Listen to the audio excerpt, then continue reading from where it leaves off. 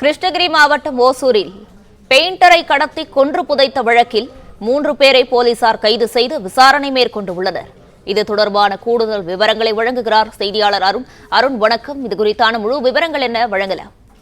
நிச்சயமாக கிருஷ்ணகிரி மாவட்டம் ஒசூர் ராஜகணபதி நகரை சேர்ந்த அர்ஜுன் இவர் பெயிண்டர் வேலை செய்து வருகிறார். கடந்த 25 நாளுக்கு மேலாக இவரை காணவில்லை என இவரது நண்பர்கள் ஒசூர் டவுன் போலீஸ் ஸ்டேஷன் புகார் அளித்துள்ளனர்.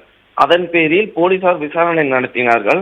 அதில் கடைசியாக இவர் எங்கு சென்றார் என விசாரித்தனர். விசாரணையில் அர்ஜுன் ஒசூர் ராம்நகரை சேர்ந்த சாகுல் அமித் மற்றும் அவரது நண்பன் பவன் பிரகாஷ் சாய்பு உள்ளிட்டோர் சேர்ந்து காரில் கடத்தி சென்று தாக்கி கொலை செய்து அர்ஜுனின் உடலை சூளகிரி அடுத்த சின்னாறு பக்கமாக உள்ள அரசு புறம்போக்கு நிலத்தில் புதைத்தது தெரிய வந்தது.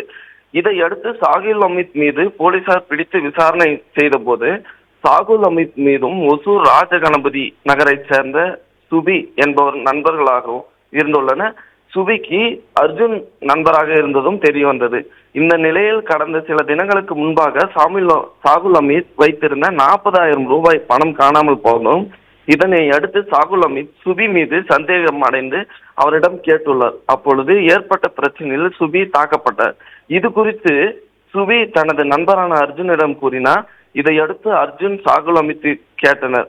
இந்த நேரம் அர்ஜுன் சாகுல் அமித்தை இதையே தாக்கி கொண்டனர்.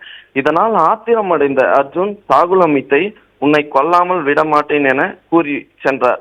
இதனால் ஆத்திரமடைந்த சாகுல் அமித் கடந்த 2ஆம் தேதி தனது நண்பர் பவன் பிரகாஷ் சாய்பு ஆகியோருடன் அர்ஜுனை ராயக்கோட்டை ஹவுசிங் போர்ட் பகுதியில் காரில் கடத்தி சென்று தாக்கி படுகொலை செய்து பின்னர் சூளகிரி அருகே உள்ள சின்னாறு பக்கமாக புதைத்தது விசாரணையில் தெரிய வந்தது. இதனை அடுத்து சாகுல் அமித் பவன் பிரகாஷ் சாய்பு ஆகியோரை போலீசார் பிடித்து விசாரணை அழைத்து சென்றனர். மேலும் இதற்கு பயன்படுத்திய காரை பறிமுதல் செய்தனர். கொலை செய்யப்பட்ட அர்ஜுனின் உடலை தோண்டி எடுத்து விசாரணை நடத்தி வருகின்றனர். இந்த சம்பவம் ஒசூர் அருகே பெரும் பரபரப்பை ஏற்படுத்தியுள்ளது.